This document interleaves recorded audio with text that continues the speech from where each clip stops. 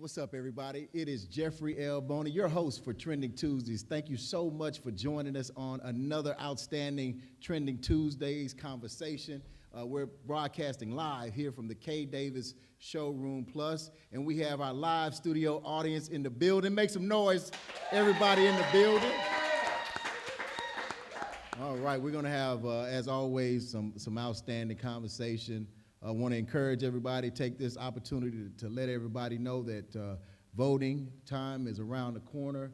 Early voting is about to start in about a week or so, and you don't want to be on the sidelines for this one. You often hear, this is the biggest election of our lifetime. Well, trust me, this one is. And I don't think that any of us want to go backwards. There's no turning back. There's no time for playing politics and partisan politics. We know what we need for the future of our country. And if we look at what we're faced with and the decisions that we're faced with going to the ballot box or choosing to stay at home, if that was your choice before this conversation, I strongly encourage you, if you want to get back on the plantation, then stay at home. But if you want to make sure that we're moving together progressively and in unity and together as a nation under God, indivisible, with liberty and justice for all, I strongly encourage you to get to the polls and encourage somebody to go with you. Take somebody with you and make sure you make the right decisions, because we cannot go backwards.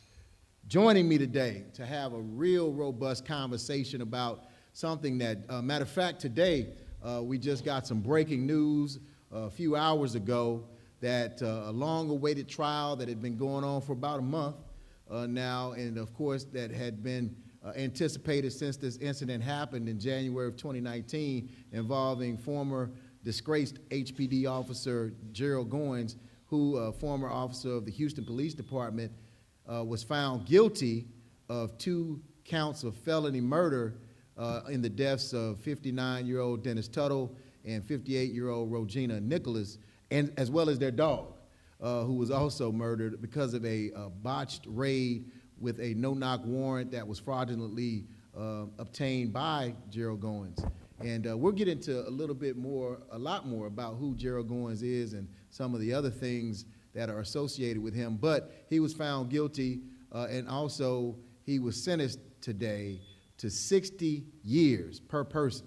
60 years. He received 60 years for the death of Mr. Tuttle and 60 years for the death of Ms. Nicholas. And I don't think he got nothing for the dog.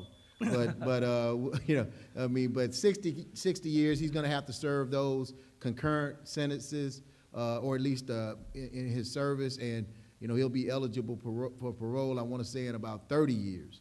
So anyway, and he has to pay a $10,000 fine. And, the main thing is an HPD officer, a law enforcement official, was found guilty and sentenced. Now, you think about it, that these were 2 white individuals that were shot and killed, and he was given 60 years for both of them.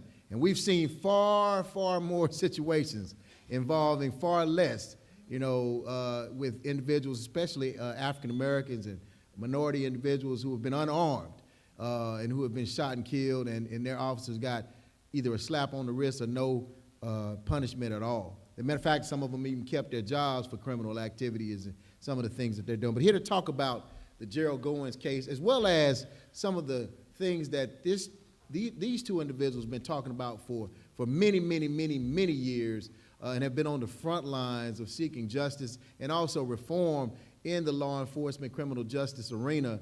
I'm talking about none other than Ms. Kathy Swilley, former HPD police officer who was wrongfully terminated, as well as Mr. Ha Bowie, who is the founder of We the People Organize, a community grassroots organization based out of the city of Houston, Texas. Let's welcome them both to Trending Tuesdays, y'all. Thank you. Thank you. So we'll start with you, Mr. Bowie. I know you've been in the courtroom for the case, for the trial, as well as the sentencing for about a month? Yes, every day. Every day for a month. First of all, why the interest in this case, and why do you believe that the jury found him guilty? Well, the evidence was so incredible. And first of all, I want to thank you for inviting me. And I also want to thank my team, I was not the only one. I had two other friends that came, we switched around, but we showed up. So I want to thank my friend Jeff, and also my friend, brother Vincent. They were very helpful. And of course, Kathy, too, also giving us tips and advice throughout the whole process.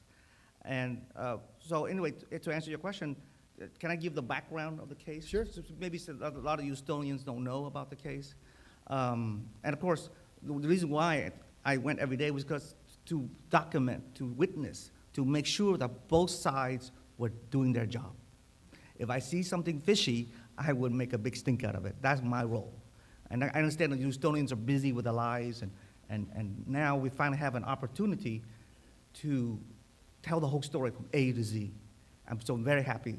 In the past, you interviewed me before, I would always say, stay tuned. Always stay tuned, and hope that this day would happen, and it did. So on a personal note, I really believe that Regina, Dennis, the dog, and the brother of Regina, who passed away 3 years ago due to the stress and the heart attack, he and I became very close. We would talk, and he told his wife that I want to fight this. I really want, because we were wrong. This is totally wrong. And to me, my heart today, watching this press conference when Kim Ogg was speaking, I really feel that they got their wings today. Everyone. Yes. So that's, a wonderful feeling. Kathy, so, little backstory. You were a police officer with the Houston Police Department for 28 years? 22 years. Excuse, 22 years. Yes. And you were wrongfully terminated because you became a whistleblower on some activity, behavior that you witnessed, and they set you up to try to pin something on you, to consider you untruthful, and you were terminated. So if you could talk about, your story a little bit, but then also, how getting the news of what happened with the conviction of Gerald Goins and some of the things that came out in the trial as to what led to this conviction, means to the community. Well, thank you for having me, Mr. Boney. My story is not too much different than the Tuttles and other officers and victims of Gerald Goins. Whenever an officer complains about discrimination in the police department, they're targeted for termination. And just as the Tuttles were accused of committing a crime, in their case it was drugs, in my case they accused me of misappropriating funds. There's always going to be some kind of criminal charge just to open an investigation. They don't necessarily have to have any evidence, as they did in my case, not even a complaint, but yet and still they open a baseless criminal investigation. I feel the Tuttle's pain. I've been fighting this for 16 years. I've gone to city council probably 7 times, telling anybody that would listen that the police department's officers had a pattern and practice of fabricating evidence, tampering with evidence, and just flat out lying to judges. But nobody listened. So with this case, and not to mention the stress that I was under, because I had already warned anybody to listen, HPD officials, the mayor, council. So when the Tuttles, the last time that I advised the last chief we had in a letter that HPD was fabricating evidence and lying to judges, 6 months to the date, the Tuttles were killed on fabricated evidence. So wait a minute, you're saying that 6 months prior to them being killed, 6 months, yes. you wrote a letter to... I wrote a letter. To who? To Chief Art Acevedo at the time. And so you wrote a letter to the chief, and you were talking about some of the patterns that you were aware of or that you wanted to make them acknowledge. Right, and even in my case, because in my case, every document in IED files clearly shows that I was innocent. The IED report, when it first of all, when the DA's office refused to accept charges on me for misappropriating funds for lack of evidence, the police department turned around and terminated me on allegation of untruthfulness. I was only able to get my IED files after I filed a lawsuit, and that's something that's really sad. You don't get any of this evidence that you can use to clear your name unless you file a lawsuit, and attorneys are very expensive.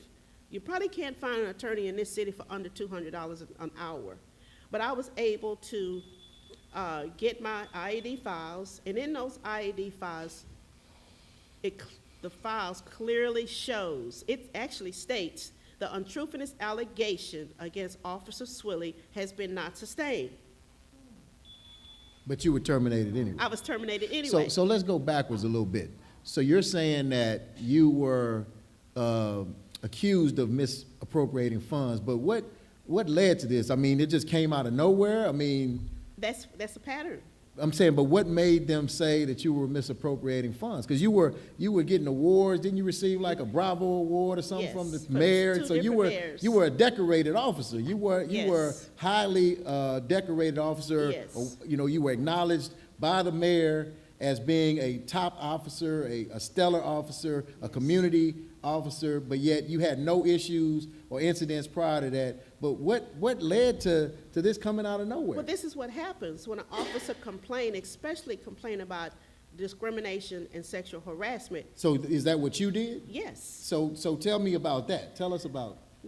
How that came to be was I was appointed by then Chief Hurt to spearhead an organization that he had when he was in Phoenix. At the time, I had a youth program that was called Texas Cops and Kids. Cops giving kids quality time instead of jail time. And it was a really successful juvenile delinquent program. Actually, Governor Perry tapped into it. He wanted to model the program and make it a statewide mentoring program for disadvantaged youth. But the problem was, and I didn't know at the time when I got the assignment, my supervisors didn't want to do the initiative, but yet and still they expected me to go in the community and have fundraisers. So I went and I talked to the police chief, I talked to my captain, and I said, hey, I cannot continue to have these fundraisers and collecting all this money from the community, and y'all not doing the program, and it's gonna come back on me. So either you don't do the program and find a way to give people back their money. Well, again, if you complain, if you don't go along to get along, there's a price to pay. And no soon, in that meeting, the chief asked me, his admin said, well, she think that they don't want to do the program because the male officers, they get assistance for their special assignment, because I was on a special assignment, and she's not getting any assistance for hers, which was true. I started out just having one assignment, but before it's all over with, they stacked about 6 other assignments on me, which I didn't complain because I like being cross-trained, okay? So what I started doing, I started taking work home at night, learning how to do other projects. And the chief said, oh, okay, well, if it's discrimination, then you feel it's discrimination. The very next day, my captain, my chief called, not chief, my captain and my sergeant, when I got to work, I still had my lunch with me. They called me in their office, and I wasn't even able to go to my desk. And they asked me, did I complain about discrimination in that unit? And I said, yeah, I did. I talked about it. And they said, well, you know, that's not true. And I said, well, all I can tell you is what I feel, what I believe. And that kind of was the end of the conversation. But the next day, I was called at home that morning and told not to come to work. I was relieved of duty. Wait a minute, they told you were terminated? They told me I was relieved of duty, all my duties. So you weren't terminated? No, relieved of duty. Relieved of and duty, I okay. asked the IED investigator, why am I relieved of duty? And he said, well, I don't know, but you need to come back to the Internal Affairs Department and turn in all of your equipment. everything, your badge and everything, minus your gun, because the gun is mine. Now, So now, I- at this point, you were 22 years in? 22. Okay, all right, Yes, that's one of. yes. No incidents, no issues, but the day after you complained about something. Right. Then Yes. this started happening. Okay, I Yes, just wanted to yes. help everybody Yes. understand. The only thing I had was, when I first started, it was just a written reprimand, because this officer said something I didn't like, and I told him how I felt about it. And he didn't like that. Right. And that's one of the things that they don't like. They don't like what they say, you're sassy or you talk back. Mm-hmm. But I can't stand to see anyone disrespect somebody. Okay, if I see it, I was always known no nonsense Willie or no nonsense Kathy. But to make a long story short, I was relieved of duty, and when I went to IED that morning, I asked the sergeant, why am I being relieved of duty? He said, I don't know. I thought by now I would know also, and we'll let you know. Well, that probably went on, I'll let you know, probably for about 3 months. Nobody never told me why I was being relieved of duty. But at that time, I was in school, and I needed to get my books. So I got permission to go to get my books. And when I got there, the internal affairs, and I didn't know anything was going on. At the time, the IED sergeant was parading me. I didn't know he was actually parading me at that time, but I went to get my books, and everything in my desk had been confiscated, and everything was put in a box and set to the side, where anybody could see it. Anybody, all of my work file, everything was gone. So, IED called me and told me to come to pick up a complaint. I was investigated for, again, I didn't even know I was investigated for They gave me a package, and it was about 60 questions. And they was asking a whole lot of questions that I really didn't understand why. They was asking me these questions about my bank account, you name it, they was asking. And so I was only able to answer all those questions because I had a backup file of everything, all of my work at home. Because, as God would have it, at first I was thinking, oh, they just piling all the work on me, but I started sending stuff home. Okay, I was working from home too, and I get home at 6 o'clock and cook and eat. I worked at 9 o'clock. Well, if I didn't have that backup file, I wouldn't have been able to answer all those questions. If I had not been able to answer all those questions, I still would have been probably terminated for failure to cooperate with an investigation. And my sergeant said, you were actually able to answer all these questions? Yes. So then he came back and he was really angry, and I asked him, I said, sorry. He said, I can't believe what the captain is making me do to you. I said, well, what is he making you do to me? What are you talking about? And he said, they want you to, he have had me to call the DA's office to try to get the prosecutor to accept charges on you. Charges for what? And he said, for misappropriating funds. I said, what are you talking about, misappropriating funds? First of all, if it's my nonprofit, that's my money that I use for that nonprofit. And he said, no, I don't think that it's just that one nonprofit. They just think you are misappropriating funds from Chief Hurt's organization, his nonprofit. So again, all of this is happening after you complained. After I Nothing complained. before? Nothing before. Okay. See, I was only over there for 8 months. 8 months. So you were eventually terminated. Yes, but before, so I went and I got the files from the bank, and it showed everything. There was no, I get an IED, in the IED report, it's in that file, and it shows Officer Swilly did not misappropriate any funds, which was a basic investigation, and in fact, she and her husband donated over $25,000 into the organization. So it was found that you did nothing wrong. Did nothing wrong. The prosecutor said that they wouldn't accept charges for lack of facts. But you still was let go and terminated. So they turned around after there was no charges accepted by 2 prosecutors. They decided, well, we're just going to terminate her anyway. So they made up a charge of untruthfulness. They never let me go back to work. And untruthfulness is just like basically saying that you lied. It is you telling you lied, yes. So when I asked them, what are y'all talking about I lied about? because I was off of work all this time. I wasn't even there. I was off on FLMA, a stress leave. And, because they were harassing me. They were giving me all, you name it, they were doing it at my house. Throwing dead animals in my yard, officers knocking on my door any day, time of night.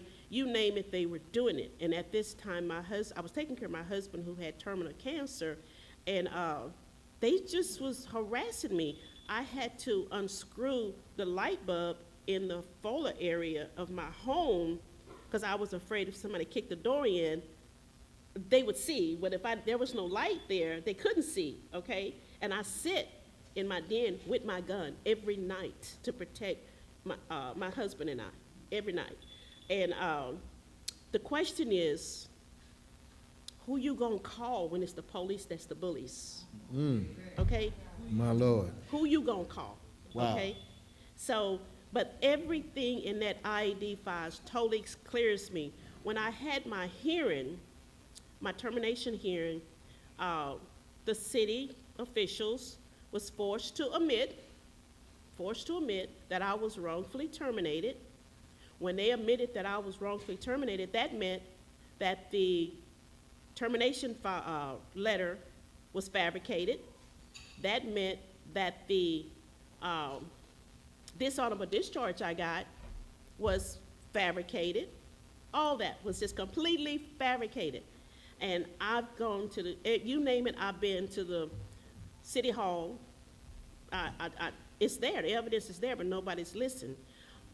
Even though they admitted that I was wrongfully terminated, it appears the arbitrator, independent arbitrator, he ruled in my favor because he had already caught them. He asked them were they attempting to present erroneous evidence, and they were forced to admit that they were. And it appears on the documents that the arbitrator actually did rule in my favor, but someone changed his ruling. Wow. The brief, and the same thing they did with the Tuttles, the same thing they did with other officers, the same thing they did with those 22 citizens right here in Sunnyside was exonerated, all based on fabricated evidence. Everything that I had complained about in this letter some 16 years ago, this was 2008, it was there, everything. They lied to judges. You spend all this money to get an attorney, to go to court, and they flat out lied to the judge, okay? So. Wow. So Mr. Bowie, thank you for sharing. I want to come back to that too. As it relates to the fabricated evidence that was just talked about, you know, I was reading, matter of fact, you know, for those that may not know, I'm editor of the associate editor of the Forward Times newspaper here in Houston, and I wrote an article this week called Gerald Goins, Scapegoat or Mastermind. And the reason that I put that out there, it was a question more so than anything because, you know, he's been given 60 years per person. And the way it looks is this, he's the only one that was responsible for this heinous behavior that led to the death of these two individuals. However, Gerald Goins has a pattern, a history of doing this type of behavior, and you can't tell me that people that he worked with and worked for had no idea that he was doing this type of activity. So can you speak to that? Well, I don't know, people know in the community that he was known as Batman, Yes. and his partner was named Robin. So what he would do is he would see a drug dealer and just shake him down, meaning give me your drugs and money, right? Or you go to jail. And he would have narcotic drugs in his van. That's what you talk about pattern practice. That's what he did with the Tuttles. Yeah. I You like see? to say a lot of those people, they were not drug dealers. They were innocent people. They were innocent. Right. That's why a lot of them have been exonerated. If I can remember, it's over 22 that was exonerated. There was one guy that was already in prison doing 26 years. if the totals had not been, first of all, if police officers had not been shot in this botched drug raid, it just would have been a drug deal gone bad, okay? So if that had not happened, and may the Tuttles rest in peace, but their death has not been in vain. If that had never happened, that man would have been still serving time, 26 years, okay? I don't know how long he was into his sentence, but he was exonerated, okay? You have those other 21 guys that was exonerated. They could have still been in jail too, okay? I like to say, HPD have one of the best academies in the world. When I went through the academy, officers from all over the country would come to Houston Police Academy. There's some really good officers, and all they want to do is do their job. But when you have leadership that ignore good officers when they complaining about what's going on, everybody walk around with their mouth shut and go along to get along. HPD does not hire rogue cops. They create rogue cops. Wow. Okay? And they create rogue cops because they keep bad cops on the force. Okay? There was an article that came out not very long ago where even when good cops complain that they witnessed their fellow officers abusing citizens, IED dismissed all the complaints except I think about 4. So they don't even believe their own officers, okay? So there is a problem. Actually, when you talk about rogue cops, I'm just going to read this to you. All of the complaints that, and I hope I can find it, all of the complaints, how you have officers that have 30 complaints, 40 complaints, 50 complaints. How you have that? And I do have it here somewhere in the paperwork, but Well, as you're looking for that, I want to share something with the listeners and the audience. One of the things that I highlighted in the article that's forwardtimes.com you can check out is that there was an audit that was done and performed on the Houston Police Department Narcotics Division. And they reviewed the Narcotics Division from January 28th, 2016 to January 28th, 2019. This was after the Tuttle and Nicholas murders. And one of the glaring parts of that report was that Goins, Gerald Goins, and another officer by the name of Stephen Bryant, who was also tied in this situation, it revealed that they reviewed a total of 231 investigations that were completed by Goins and Bryant between that time period, and they found that 404 errors. They found 404 errors along with other findings. And due to false statements made by Goins and Bryant regarding the botched raid, they started reviewing 14,000 cases. And Goins was the lead agent on 84 cases between January 2016 and January 2019. And on about 40% of those cases, he worked closely with Stephen Bryant. And in February 2020, Kim Ogg, Harris County DA, identified roughly 70 people whose convictions may have been tainted by Goins' involvement in their arrest and prosecution. 2 of those individuals were a gentleman by the name of Otis Mallett, and the other one was named Stephen Mallett, and this was in 2008. And he testified, Goins did at trial, that he bought $200 worth of crack from Stephen Mallett, and he watched as him and his brother Otis completed the transaction based on nothing but his word. Another officer that was involved in the arrest said he never saw the transaction take place, and other witnesses testified to the same thing. Yet, the jury convicted Otis Mallett on the word of Gerald, just the word of Gerald Goins, and this man was sentenced to 8 years in prison. 8 years in prison based off of Gerald Goins' word alone. Yep. You had other officers say that they didn't see a thing. You had other witnesses say that they didn't see a thing. But yet this man went to jail for 8 years, and his brother went to jail as well because of the word of this man that just got 60 years per person this afternoon. So, Mr. Bowie, and I know have you found Well, that information real one of the quick? things that Goins was doing was he was recycling victims. When I say recycling, he knew when they would get out of jail. He was working in one little area out here in Sunnyside and Third Ward. So when those men would get out of jail, he would go back and arrest them and plant drugs on them. Okay? Well, one of the guys testified, somebody asked him, well, why did you take the deal?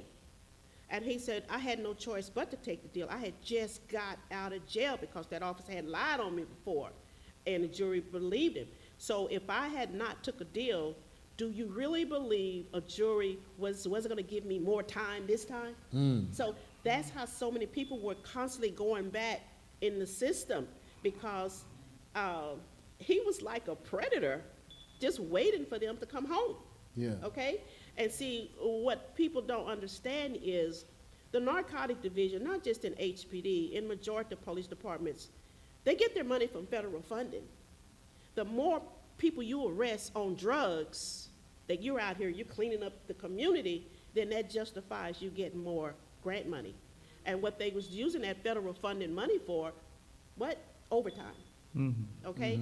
What also came out in one of the reports, this one officer worked in a division for 12, I think 15 years. He served over 100 no-knock warrants, and in each one of those warrants, he said guns were involved. But when the inventory was done, there was no guns.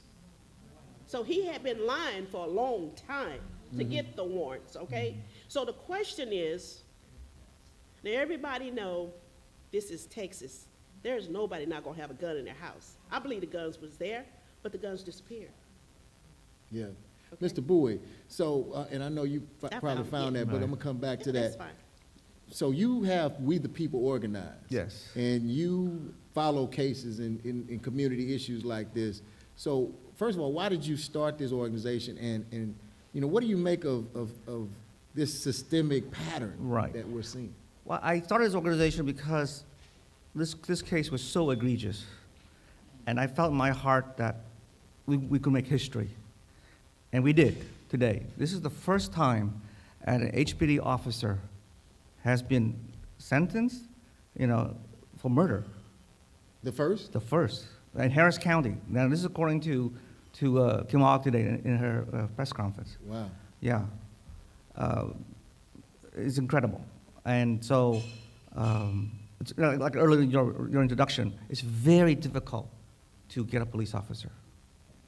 And for me, when I saw this, there was a lot of pushback in the beginning when I was starting organizing. I remember my first town hall. Ooh, there was a lot of controversy then. Everybody liked the police. They were like, wait, what are you doing? Because I said, as an activist, I waited to see what other groups would join in and do anything. No one did anything. So I mean, what were you doing before We the People organized? No, I was an executive member of the Greater Houston Coalition for Justice. Okay. Yeah. So you've been in the work. I've been to work. Yeah. So I learned all I have to thank Johnny Mata. He taught me everything I know. Yeah. He's the leader of our group.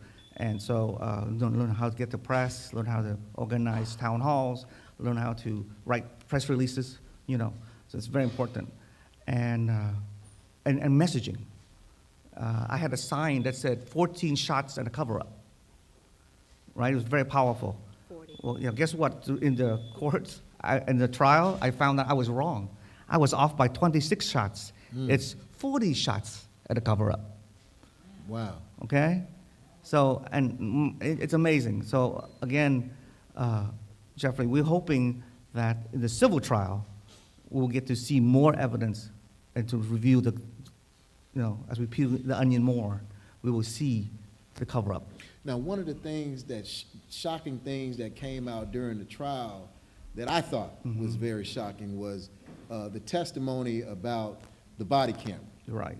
in that one of the officers' body camera was on, and then HPD Chief Art Acevedo came in and demanded that he turn it off. Yeah, to shut it down.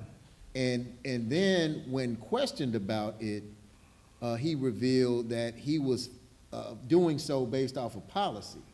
But when you look at the dates, you see that the policy that he was referring to was a policy that was amended. That's Yes. right. After Yes. the shot, after the Tuttle. He lied. Yes. He lied. He lied. You can say it. That was- He that was- lied. He that was lied. part of the cover-up that you're Exactly, talking He- about. He lied. So the question is, first, why would he come in and tell him to turn off the body camera? What was discussed? What was done? Right. What were they trying to plant something? What were they trying to get their Exactly. stories or narrative Yeah, together? there you go.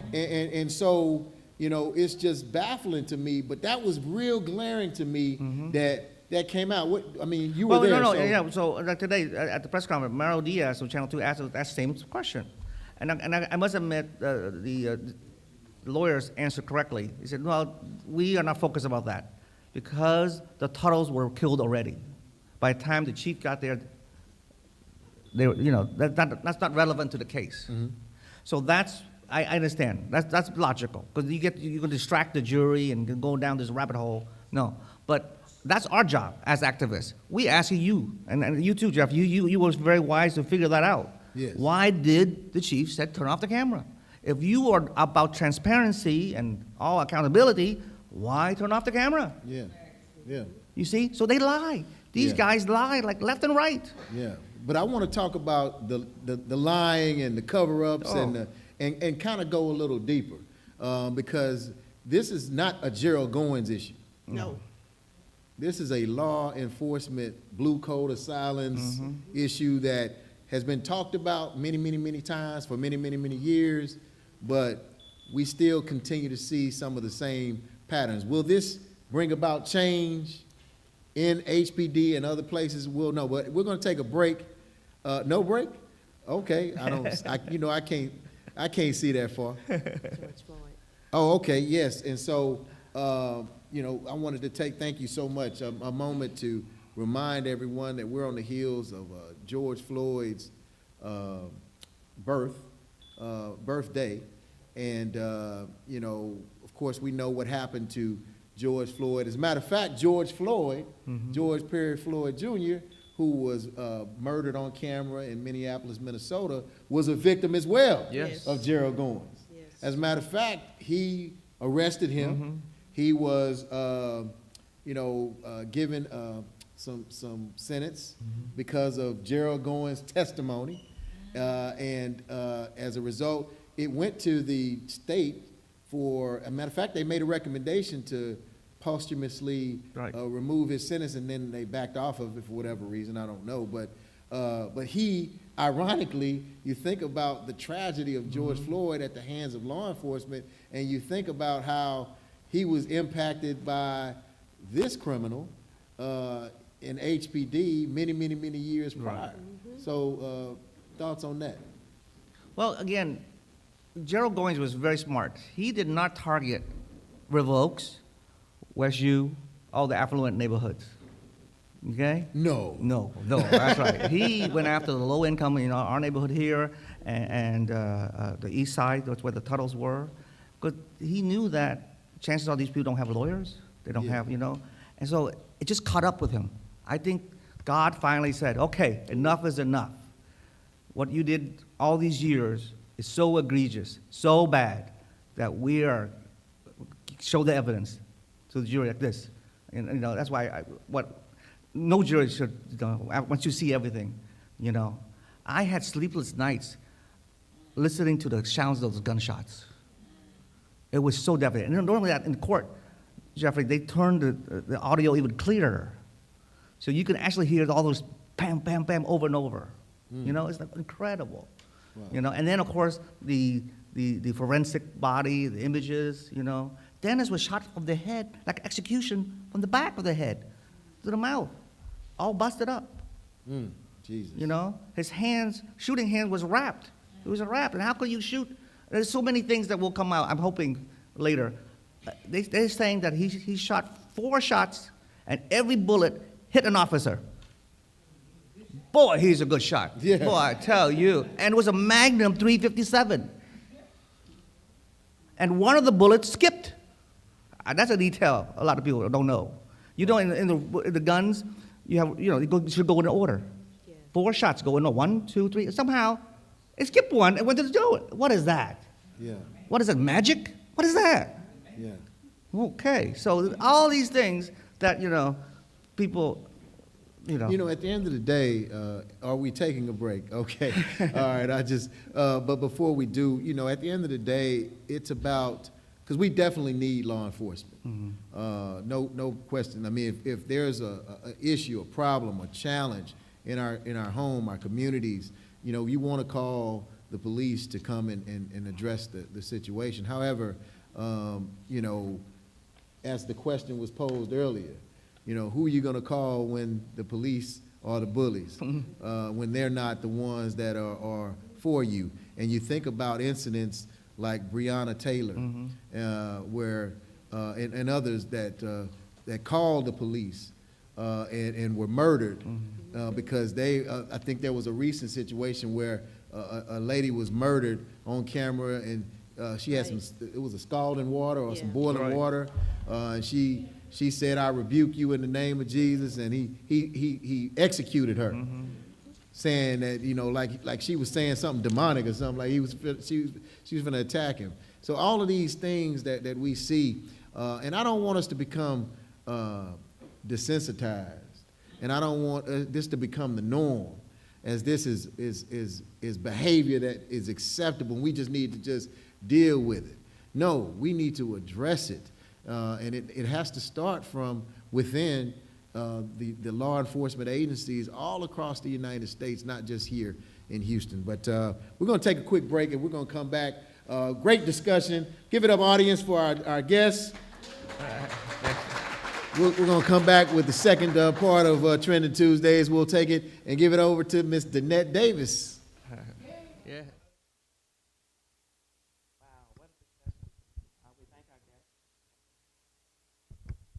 Okay, all right. What an excellent discussion. And yes, and we all know we need good policing. That's for sure. I know when Jeff, when you mentioned, as I listened to you talk, I did not want the audience to forget that the George Floyd statue is in Tom Bass Park. That sacrifice that he made and the movement that came as a result of it. Now, we're still waiting on the George Floyd Policing Act and for that pardon that we never did get, what have you. I just wanted to make sure that we have our own things that we can do, and we don't want to ever forget. In the showroom, if someone is here, you can always, those pictures, the photograph from the unveiling is always here on display. And for those folk that are in the audience tonight, I want you to be able to walk around and take a look and not remember. But Sharita, who's founder of the 929 Foundation, will have just a few words or what have you. She is a relative of George Floyd and keeps the movement going. Yes. Can you all hear me? Yes. Okay, yes. Good evening, everyone. As she said, my name is Dr. Sharita McGee, and I am one of the founders of the 929 Foundation. We started it shortly after George was murdered to try to keep his legacy alive. And I remember just like yesterday, we were actually in the middle of the trial when we were reached out to write letters and to work towards getting the pardon. The board had recommended it, and then I remember them rescinding it, and they said it was based on procedural errors. So we still don't know specifically why that happened. But the good news, sort of, is that they said after 2 years that we could reapply for it again. So we are planning to do that. But as she stated, George's birthday is October the 14th. We try to do something to always sort of make sure people don't forget the sacrifice that he made, and we are continuing to work towards trying to get the George Floyd Policing Act passed.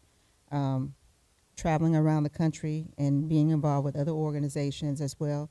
I just came back from California with a group, and they are actually have done some things in reference to decertification of police officers.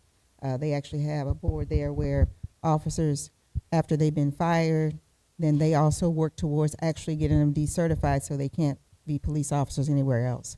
So I'm excited about some of the things that I found as I work with other organizations, and hopefully some of those things we can bring back here. The best work we can do sometimes is those things that are right around in our own communities, locally and in our own state. And as we're waiting for the federal act to be passed, there's still work that we can do otherwise.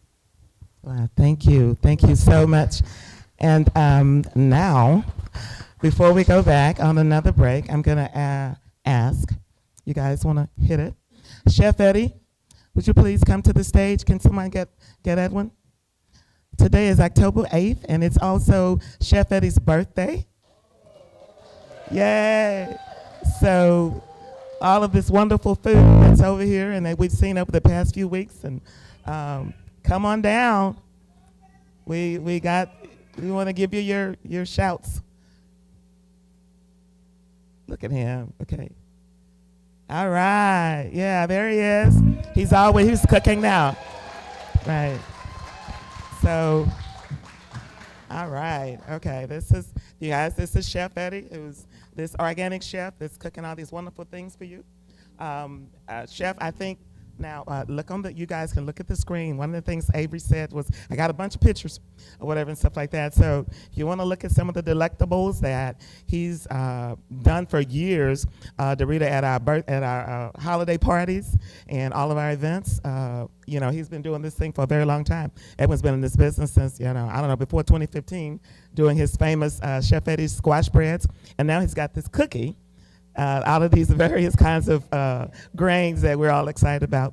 So, Edwin, did you want to say something? Microphone nervousness, I guess. Hello, everybody. Thanks for coming and supporting KDITC and the community and all the wonderful podcasts and community information events we're trying to push forward. It just so happens I can anchor on that and push forward some healthy foods and some healthy food choices along with it to introduce to you guys as well. So hopefully we'll be able to support each other and keep that dollar in the community just a few minutes longer. Just a few minutes longer. All right, y'all ready? You want to hit it? Yeah, let's go. Okay.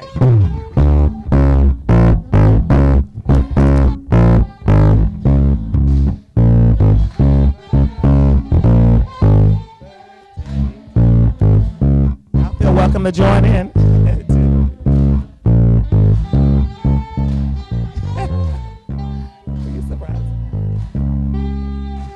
Get the right version.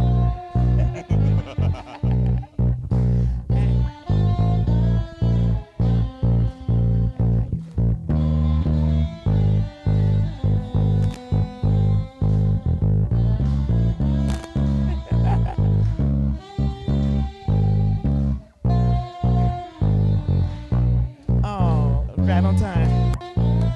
Come on in. All right. This is Chef Eddie's niece and nephew.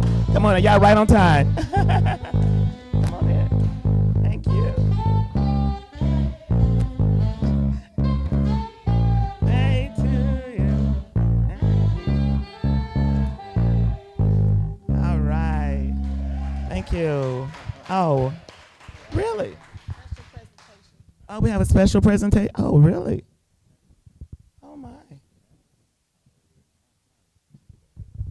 My name is Shelley Davis with Harris County Commissioner Rodney Ellis's office, and he wanted to just stop by to say happy birthday to you and to thank you for all the work that you put in as relates to the food that you do for the community and for the restaurant here. So on behalf of the Commissioner's office, I would like to present this proclamation to you. That's awesome. Great. Appreciate it. Oh, my goodness. Oh, what a surprise. Did you know?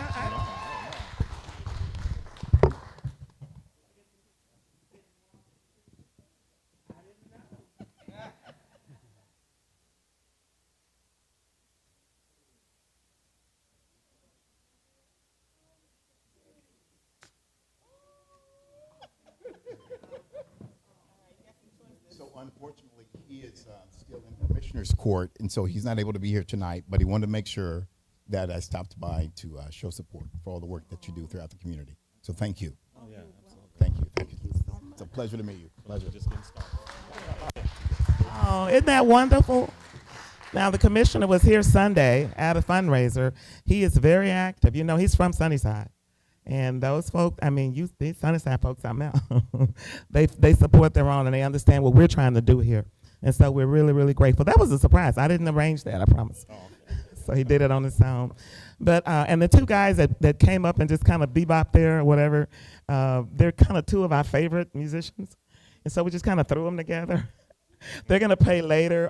If you guys will hang around when we're done with the podcast, we're going to do a little celebration. Got a little drinky poo and some food. Chef Eddie was back there cooking. I think he's got some soup. What do you? I've got some turkey neck soup. I've got some amazing herbs coming with the soup and salad, and it's going to be amazing. You'll see. All right, turkey neck soup. Yeah. All right, thank you. And we're going to go back to you, Bob. All right.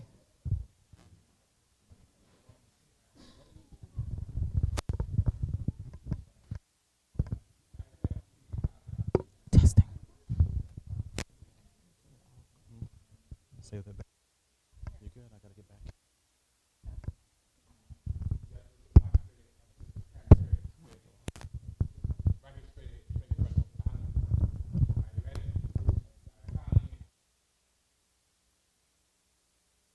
All right, everybody, let's give it up again for Chef Eddie. Man, I don't even have my own day at Harris County, man. Congratulations, congratulations, brother. Doing great in the community. We're here live at the K Davis Showroom Plus, and this is brought to you, of course, by KDITC and the community. I always want to thank Danette Davis for all of the work that she does in the community. She is one of those unsung heroes that don't get enough credit for the work that she does in the community. And let's give her a round of applause for the work she does. You know, of course, it was mentioned about the statue that she funded that sits now in Tom Bass Park. If you have not gone by there to check it out, please be sure to do so. It is a wonderful piece of art. But we're going to get back into our discussion. Again, I want to encourage everybody to get out and vote. This is a very important election. November the 5th is the day, not November the 6th. So make sure that you mark your calendars. Go early. You know, you never know what's going to happen, you know, on the day of. You know, and you don't want to make any excuses or have any reason as to why you could not cast your vote. You know, they purged about 2 million folks off of the voter rolls in Texas. The governor did here recently. So there's a whole bunch of folks that don't want your vote to count. So make sure your vote does count. We're going to get back into this discussion. We're talking about Gerald Goins, who just this afternoon was found not only guilty earlier this week, but also he was sentenced to, well, actually late last week, but he was sentenced to 60 years per person for the deaths of 59-year-old Dennis Tuttle, 58-year-old Regina Nicholas, and their dog, who was also a part of that murder.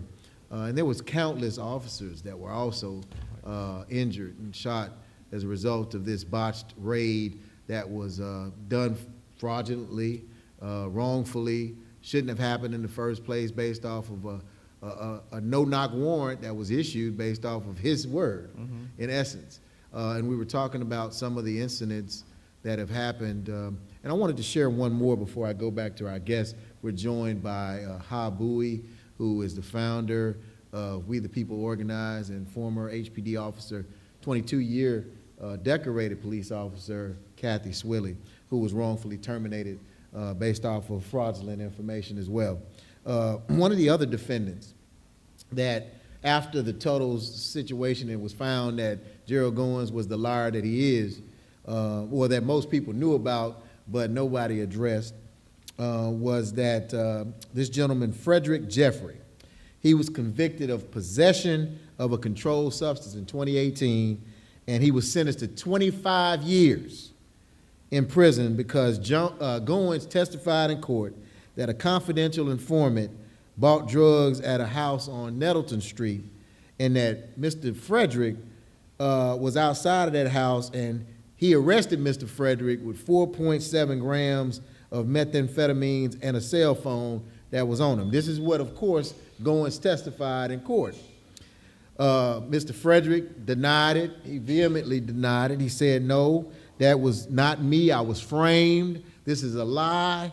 You know, but he appealed, stating that the search warrant that Goins obtained had another person listed as the target, and that no evidence connected him to the drugs or the cell phone that Goins said belonged to him. After the appeal, the Court of Appeals for the First District affirmed the conviction, and you know, it was just 3 weeks after, though, what happened at the Toes. And so the fact that Goins was being investigated because of what happened with the Harding Street raid, this judge appointed an attorney to him to file a petition for a writ of habeas corpus, which stated that Goins falsified government documents, including the search warrant application, and had testified falsely about him owning the cell phone. Going even further, HPD interviewed the confidential informant themselves that Goins listed on the search warrant, and she told them, the confidential informant that was supposed to be confidential and an informant that was supposed to be telling the truth about what happened, right? This person said that she didn't even buy any drugs from Mr. Jeffrey, and that she was not even at the address, and that she and Goins had been doing improper things, listen to this, for several years. This confidential informant testified, shared with HPD investigators that not only was what he said false, that gave this man 25 years in prison, but that she and Goins had been doing improper stuff like this for several years. How many people's lives were destroyed, families separated and disrupted because of this lie, these lies, this fabricated evidence? Do you think that Gerald Goins was the only one? Absolutely not. So, Mr. Bowie, I mean, when we see stuff like this, what do we or can we do other than protest, march, and complain? No, we got to get organized, and that's what we're going to plan to do. We're looking for victims in a town hall in a couple of weeks for the family. That's why we're going to hold it here. Held at town church. hall where? At the church, right here. Oh, okay. Yeah. Well, what's the address? Do we have an address for the church? You have it? We'll come back to we'll that. Come back to that. Yeah. Yeah, No, but my but- point so is, you're yes, gonna have a town hall here in meeting Houston? Here in Houston, and you know we're going on tour basically. Kathy and our team will go on tour, and yeah, we gotta resolve this issue with all these people who are innocent. Hopefully they come out. So you're looking to try to help individuals that have been impacted potentially Exactly. by Goins. Goins. But what about going forward? What about the Jane Goins and the Jonathan Goins or all the other Goins that may be doing this type of behavior? You heard this confidential informant say that she and Goins had been doing this type of improper stuff for several years. Right. So he's not the only one. He's not going to be the scapegoat here. I'm not going to make him the poster child scapegoat for what is systemic behavior in HPD and other law enforcement agencies. Well, I like to say, you start by you cannot have police reform, public safety until you get the community involved. And Gerald Goins' incident comes on the heels of the 264,000 cases that the police department failed to investigate. Those were victims, okay? You're talking about what allegedly Chief Fenner was terminated because of this alleged issue. He resigned. To and- clarify. And Oh, there, well, we know what it was. We know, come on, we already know what it was. And He there's- didn't have a choice. He didn't have a choice. and right after that, there was a Fifth Circuit, a whole panel of Fifth Circuit judges that said, in another case where HPD officers lied on a Good Samaritan, he saw somebody drunk. This guy saw, and he was a police officer too, by the way. I think he was from California. He saw a person that was drunk, and he thought that he wanted to make sure the guy didn't get in his car and kill somebody in this city. Well, the police officers, when they came out, they arrested the Good Samaritan. So the Fifth Circuit judge said the officers were so blatantly lying in their evidence to the courts that they didn't qualify for qualified immunity, and that HPD was upheld their officers in that such misconduct. Now, we had gone to Mr. Bowie and several other people, we had gone to City Hall, and we filed a 16-page brief report detailing all of the incidents where officers clearly had a pattern of lying to judges, fabricating evidence, and tampering with evidence. We turned all that in. There was a total of 40 cases where officers had did this already. There was one officer that was indicted, I guess about 8 months ago, in a road rage incident where he lied and said a citizen pulled a gun on him. And the only thing how he got indicted, because he had already went back to work. But that citizen saw where he went back to work, and she said, "Oh no, not so fast." And I think she had a video of the incident didn't happen. So as you can see, again, actually the police union said the reason why he was allowed to come back to work, there was nobody to testify against him. Wow. Okay? So, but I like to say, you asked when the town hall, we're having a town hall on The 24th. the 24th. Go ahead. We the people are having a public safety victims matter call to action to the mic. town hall. Okay? On October 24th, we're inviting victims who was falsely arrested by Gerald Goins, the mayor, city council, the new police chief, Diaz, and other elected officials to come out and to address officers' pattern and behavior of manipulating investigations, fabricating and tampering with evidence, and lying to judges against officers and Houstonians. And we want to know what their plans are to protect officers and Houstonians. Because see, as Mr. Boney said, there was 4 officers that was shot after Goins lied to get this warrant. My career was derailed, right along with a whole lot of other officers, mostly minority officers, after the department lied and said we were untruthful when we reported discrimination. 164,000 cases for lack of. What about all the officers you just fired because they reported discrimination? Okay, first of all, if I report discrimination, the policy state that I must report discrimination or sexual harassment. That is policy. And if you don't, you will get terminated because you didn't. So why couldn't, you want to complain about lack of personnel? That's not an excuse to not investigate 264,000 cases when you're terminating officers left to right.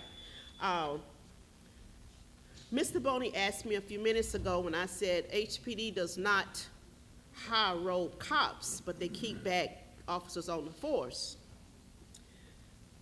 How is it that an officer complaining of discrimination or sexual harassment, they're out of a job? One complaint. One complaint.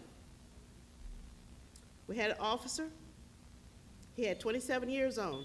He had 47 complaints, sustained complaints, sustained complaints. We had Wait a minute, another, are you saying that they complained? no, these were sustained complaints. So these are Somebody- people complained on them? and they were found guilty by Wow. IAD. So a sustained complaint is meaning that it was found to be a Accurate. truthful A act, truthful act. a Whatever- truthful complaint. Right. Whatever that, And that person was 27 years and had how many? 47, 47, that had been proven. proven, yes. Okay. Then you have another officer, had 16 years, he had 44 complaints, 44 sustained complaints. No, 32 complaints. Another officer had 27 years, he had 32 sustained complaints. Another one had 18 years. He had 31 sustained complaints. Another one had 17 years. That officer had 28 sustained complaints. Another one had 22 years. He had 16 sustained complaints. Now, mind you, some of these, yes, they're still there. Now, some of these officers, you had 2 officers, they had 2 complaints because they were incompetent. And they're still there. Now, mind you, when I told you that my supervisors did not want to do that youth program, I did not know at the time that my police chief, and I'm sure he didn't know either, he assigned me to a department that was completely dysfunctional. My captain was working his security job business on city time with over 30 other officers on duty, officers and commanders. Wait a minute. Are you saying that he was working his side business, but he had 30 reporting to him, or 30 working for his side business? Working for his side business on city time. Wait a minute. Hold on. You're saying that he was employing on-duty officers to work his side business Yes, for him, yes. It's called double dipping, y'all. and he's still on. He just retired. He only got a 90-day suspension. But the rest of He only got a 90-day He got a suspension. 90-day So suspension. they found him guilty of this? They found him guilty of lack of sound judgment. It should have been official officer capacity, or something they call it, okay? It is a criminal charge, but he was not in charge or investigated for that. But abusing official capacity is what it's called, using your job for your own personal gain. But they didn't get fired. Okay, and then I remember, because I know I wrote about this some years ago, I'm just trying to recall, but I know I'm right about this. There were 4 officers that were found guilty of a ticket writing scheme. Yes. Where they were writing tickets, or was it overtime, or what? They were getting overtime Yes. to write, and then they were writing false tickets. Yes, they were signing each other's Signing names each other's for tickets overtime. for overtime. And one officer alone made over $1 million in overtime. And the chief at that time decided, well, I'm just gonna give you some days off. I need to, y'all can say. So they kept their job? They kept their jobs. And got a slap on the wrist. Slap on the wrist. No jail time, and they got to stay on the force. Yes. Yes. The other thing too is, the city attorney, when I complained that I had a duty to report discrimination, they also asked officers, well, you need to sign it's illegal, it's called a last chance compromise waiver agreement. Well, that waiver agreement is based on some type of criminal behavior or just chumped up charges. Well, I refused to sign it. And one of my attorneys told me that it was illegal.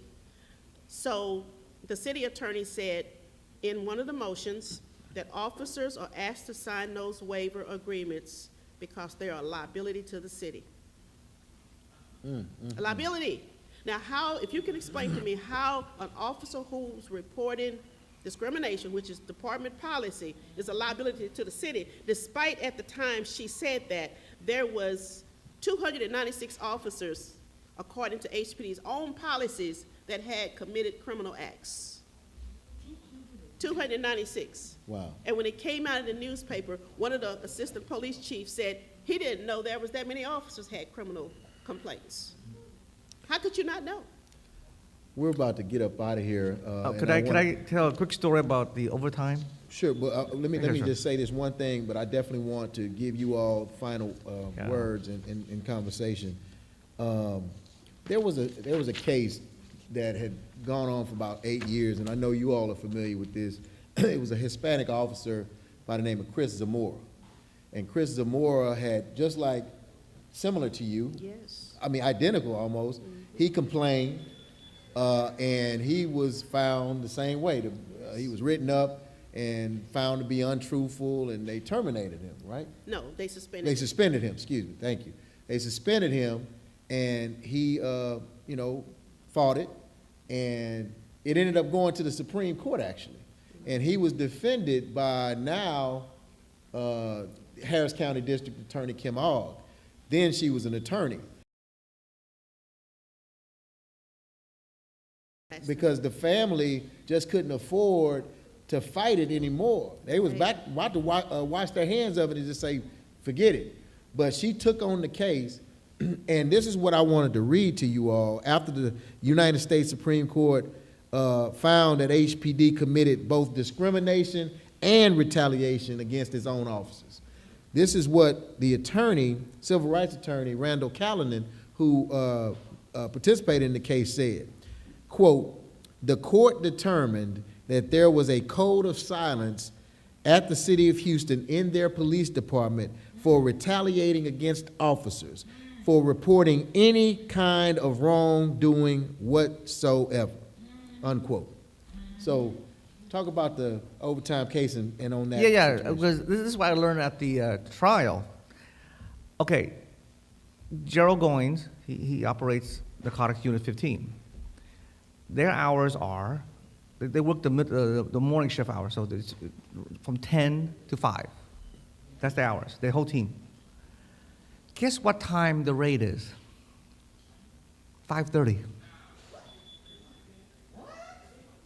So what did that tell you? When I heard that at the trial, I go, okay, but none of the lawyers want to talk about it. They just, Why don't they even want to talk about it? well, just, it's not relevant, They want to focus on convicting him, But that, to express your. But see, I hear what you're saying, but there's a deeper Right, issue here. yes, It's not just about getting a conviction. exactly. It's about getting to the Right. Having, and do.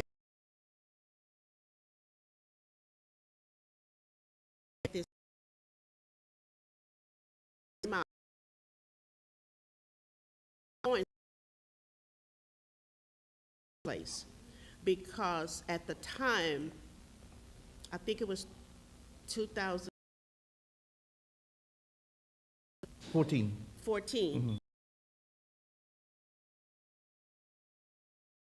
Reformed.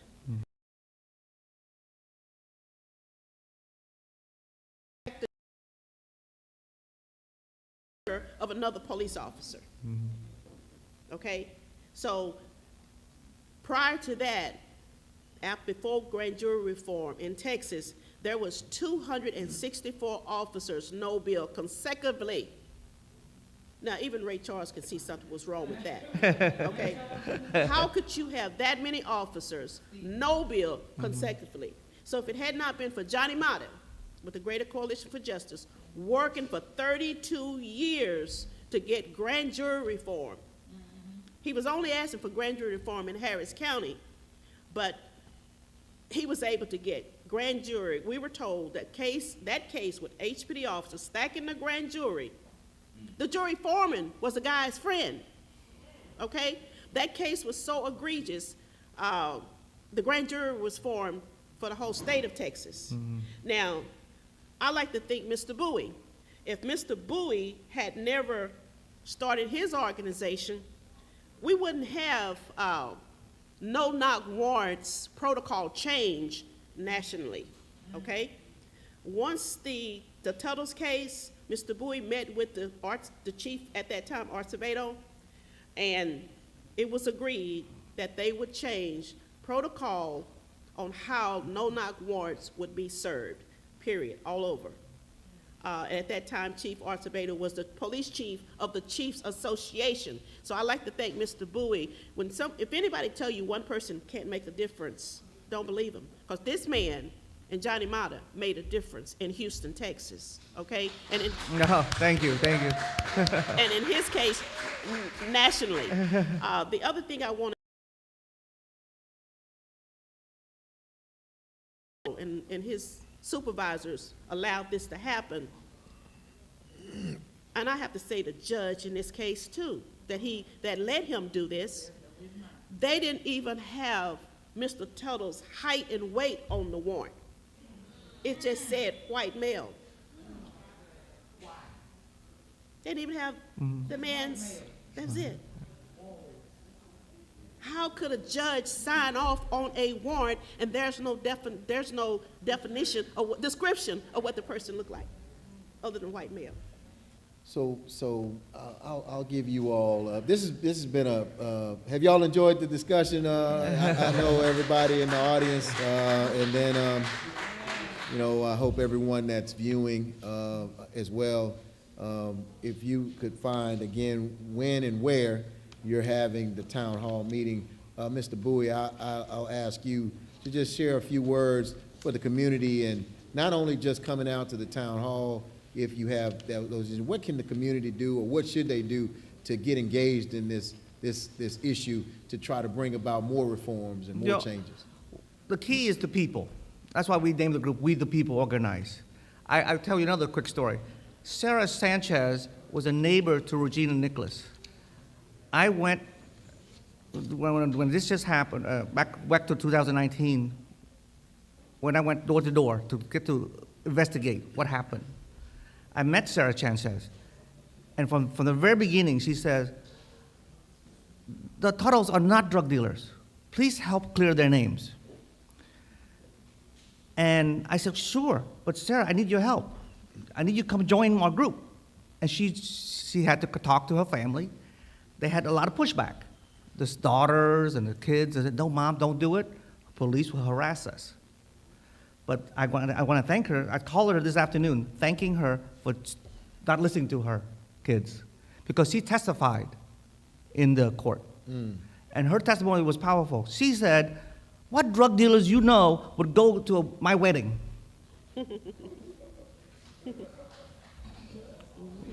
Right? Or pick up my daughter from school. Yeah.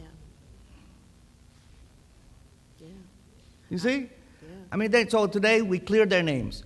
And you know, again, we need people to speak up, to come out. Don't be afraid of the police. Don't be afraid. That's what was going on that. Yeah. That the community is scared. Retaliation. That's what it is. And if you can, you know, so I thank her, said, you're a hero today. You stood up. Yes. And don't live in fear. But this was my statement to the mayor. I think I've been in front of city council probably 3 times this year. And my message to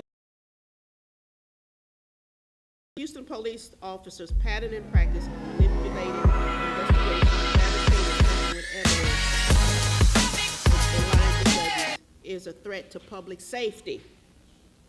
I asked everybody in this room, who will be next? Will it be you? Or will it be your loved ones? What happened to the Tuttles? What happened to me, my fellow officers? It could happen to any of y'all. Okay? When you have nobody holding cops accountable, they can just lie whenever they want to, file false police reports. Goins' case should be a wake-up call. Be a wake-up call. We need people to come out to this town hall. There's more evidence to be heard. Come out, be a voice. I'm working on a bill to be filed in Austin to protect judges, because it starts right there in that courtroom, to protect the integrity in our courts and to protect judges from cops who just lie. Okay? Nobody should be able to just walk into a courtroom with a uniform on and just blatantly lie, and people lose their freedom. Yeah. Thank you for having me. All Thank right. you. Well, I Thank you, thank Jeffrey. you. Let's give it up again for Ha Bowie with We the People Organize. Y'all can do better than that. Come on now. Thank you. And Thank you. Kathy Swilly. Thank you, Enjoyed everything on this evening. A lot of robust conversation. As was stated, please get engaged. Please get involved. Do not be silent. Do not be quiet. Your voice is important. And remember, November the 5th or prior to early vote, your vote is your voice. Yes. So make sure that you get engaged and involved in every way, and do not allow our community to live in fear and to be polarized by what we know is wrong and wrongful behavior. We must be the change that we want to see. All right, with that being said, I want to thank Danette Davis, KDITC, and the community. And of course, we want to see you back for the next Trending Tuesdays. We'll holler, y'all. Thank you. right, Mr. Boney. Great job, Jeffrey. For our toast. We want our guitarist to play a little bit, but we're going to toast the chef. But I wanted to make sure everybody got a glass, so we're passing out wine or tea, hibiscus tea, if you don't drink. Okay. So if we can get can we get the glasses up? Because I got somebody over here ready to get that guitar, so we can enjoy. Okay. Sir? Yeah, Betty? Maybe I got everybody get something in your hand. All right. Y'all working on it? This is the after party.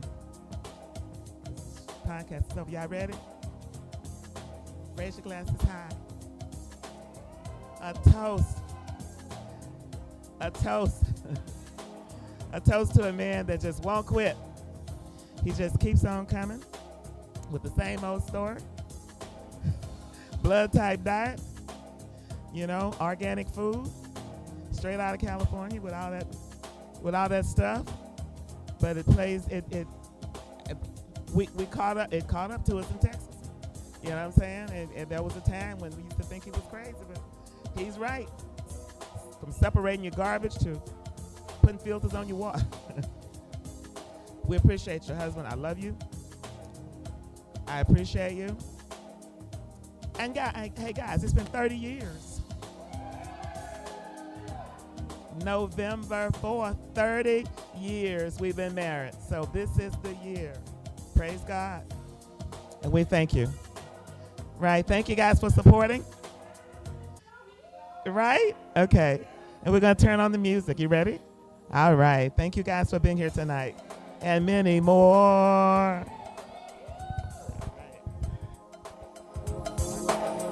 This is Yolanda, y'all.